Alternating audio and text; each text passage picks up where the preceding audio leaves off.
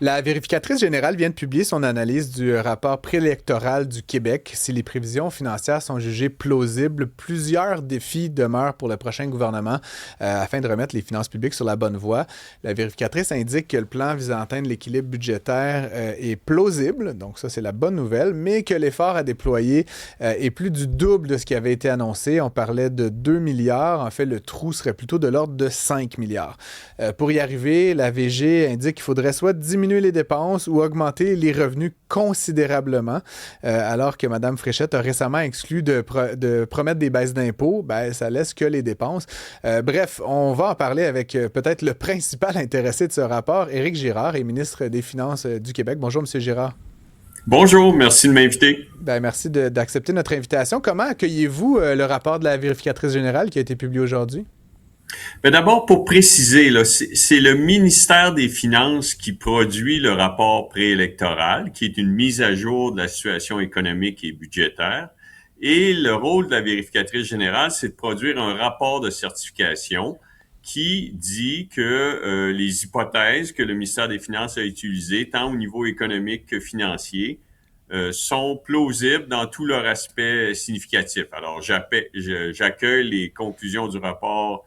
Euh, je les accueille favorablement. Et puis, c'est certain Ouais. qu'il reste des défis pour atteindre l'équilibre budgétaire, notamment qu'on doit avoir une réduction de la croissance des dépenses. Dans le passé, on a eu une croissance de dépenses de l'ordre de 6%. Et devant nous, il y aura un taux de croissance des dépenses de l'ordre de 2,3% pour atteindre l'équilibre budgétaire. Ça veut quand même dire, M. Girard, que vous ou votre successeur va devoir identifier là, des nouvelles sources, soit de revenus, soit de coupures dans les dépenses, si on ne veut pas suivre la trajectoire qui est déjà établie. Il y a quand même énormément de postes qui, je pense, augmentent là, un peu naturellement d'année en année, conventions collectives, certaines dépenses d'infrastructure.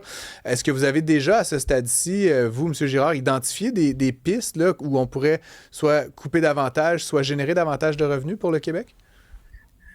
En fait, ce que la vérificatrice générale a indiqué, là, c'est qu'il y a un effort à faire au niveau des dépenses de l'ordre de 2 à 3 milliards sur 5 ans et que Ouais. c'est gérable. Ça correspond à 2% des dépenses. Alors, l'examen des dépenses fiscales, lui, il est complété. On a réduit les crédits d'impôt aux entreprises de jeux vidéo, réduit les crédits d'impôt aux entreprises étrangères d'effets spéciaux, effets visuels, réduit le crédit d'impôt pour affaires électroniques. Alors, l'examen des dépenses fiscales, c'est fait.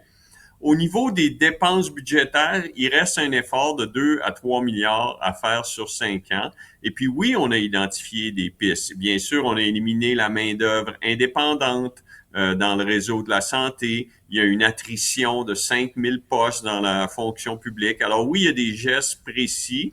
Le défi, c'est vraiment d'améliorer les services de l'État, continuer les efforts qu'on fait pour améliorer, livrer les meilleurs services pour les citoyens, mais avec une croissance des dépenses qui va avoisiner 2 à 3 Effectivement.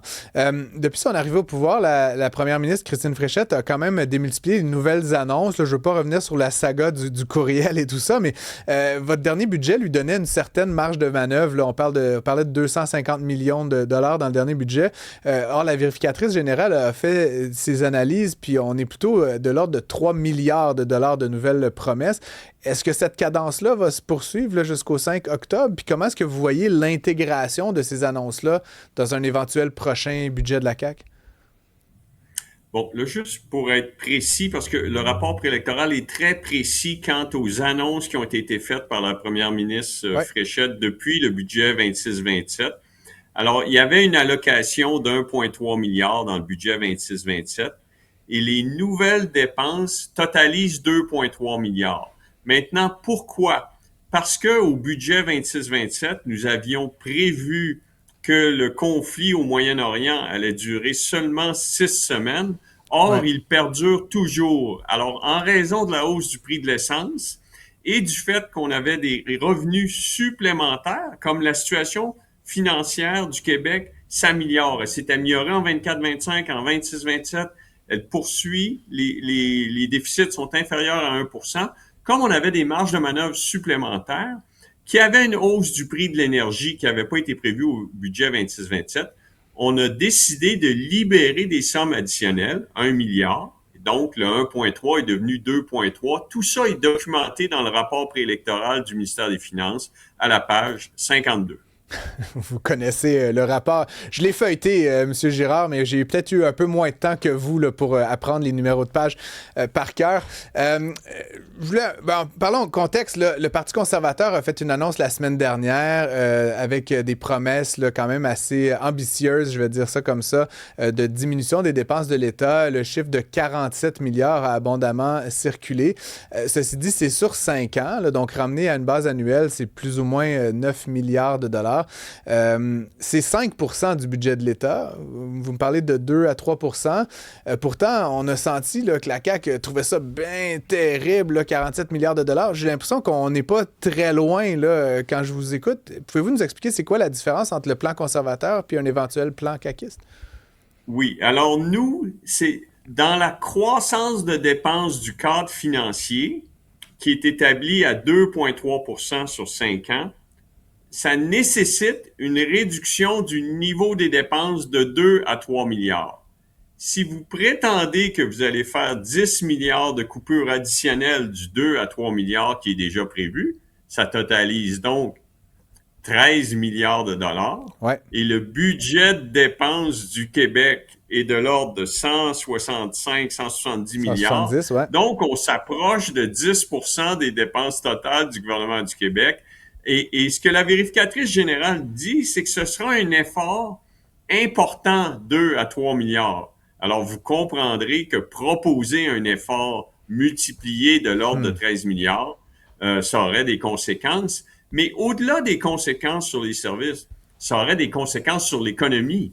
Parce que ces gens-là travaillent, ces gens-là dépensent, et la dépense gouvernementale, elle a une production au niveau de l'économie. C'est donc une proposition qui est difficilement applicable. Je vais être poli. Ceci dit, vous le savez comme moi, vous êtes aux premières loges. Le budget du Québec est passé de 110 à 170 milliards de dollars là, depuis 10 ans. De proposer que ça baisse. Est-ce qu'il n'y a pas une manière de changer un peu le paradigme? Là? Parce que je comprends que toute chose étant égale par ailleurs, ça peut sembler un gros montant, mais cette réallocation des sommes, disons, du public vers le privé, est-ce que vous ne croyez pas que ça pourrait éventuellement, ça aussi, être générateur de richesse pour le Québec? Bon, il faut être conscient aussi que la taille de l'économie a augmenté. Là. Le PIB Évidemment. Nominal du Québec, aujourd'hui, est de l'ordre de 150 milliards de dollars. Les dépenses en proportion de l'économie représentent 25,7% du PIB, les dépenses du gouvernement du Québec. Ouais. Et nous, ce qu'on propose, c'est les ramener à 24,4%, le niveau avant la pandémie. Alors ça, c'est avec l'effort de 2 à 3 milliards dont parle la vérificatrice générale. Et ce que propose le Parti conservateur, c'est de rajouter un effort de 10 milliards supplémentaires. Et ce que je vous dis, c'est que ça aurait des conséquences non seulement sur les services, mais sur l'économie. On vous croit sur parole. Je vous pose une dernière question. L'entente qui a été annoncée aujourd'hui, là, puis ça, c'est vraiment Francis Gosselin qui pose la question à Éric Girard. Puis c'était la même chose quand l'entente avait été convenue avec M. Legault. L'entente avec Churchill Falls propose de faire passer de 0,2 cents le kilowattheure à, là, je pense que c'est 5,1 cents. Là. Bon. Et ça, oui. Évidemment, il y aura indexation. Je ne veux pas rentrer dans tous les détails, mais dans l'immédiat, on va payer plus cher l'électricité. À terme, il y a une bonne affaire là, sur la puissance additionnelle. Mais dans l'immédiat, est-ce que ça va avoir un impact négatif sur le bénéfice d'Hydro-Québec? Est-ce que ça va réduire, en fait, les revenus qui vous sont octroyés là, au niveau de quand vous préparez le budget? Puis comment est-ce que vous intégrez cette information-là? Alors, ce qu'il faut comprendre, c'est qu'il reste 15 années à l'entente existante et on rajoute 35 années. Ouais. Alors, sur le bloc d'énergie existant, on vient sécuriser un prix inférieur au marché ou à ce qu'on pourrait produire ici pour 35 ans en échange de payer plus pendant 15 ans. Alors donc, sur l'horizon 20 fois plus, Éric Girard, là, quand même. Là, on passe de 0,2 cents à 25 fois plus. Donc, ça va avoir un impact sur la ligne du bas chez Hydro-Québec, là, demain matin, là, quand cette entente-là entre en vigueur? Demain matin, non. Ce qu'il faut être conscient, c'est que les revenus de tarification d'Hydro-Québec sont... bref, l'effet sur les tarifs, d'abord, les tarifs sont déterminés par la Régie de l'énergie. Oui. Le gouvernement s'est engagé à les plafonner à 3%. Et puis, on a une entente sur 50 ans qui permet de sécuriser des approvisionnements énergétiques qui correspondent aujourd'hui à 15% de nos approvisionnements, à un prix extrêmement compétitif pour de l'énergie propre qui va permettre, en augmentant les capacités d'énergie, de faire croître l'économie. Alors, vous avez raison qu'à court terme, on va payer un peu plus cher pour les 15 prochaines années, mais on va chercher de l'énergie moins chère pour les 35 années suivantes. Mais vous confirmez ma lecture, c'est qu'à court terme, ça va avoir un incidence sur la profitabilité d'Hydro-Québec, même si à long terme, on est d'accord, là, tout le monde est gagnant, plus de puissance, plus d'énergie. Oui, mais à court terme, si vous payez plus pour des approvisionnements sur 15% de vos approvisionnements, oui, à court terme, il y aura un impact sur la profitabilité d'Hydro-Québec. En centaines de millions de dollars quand même.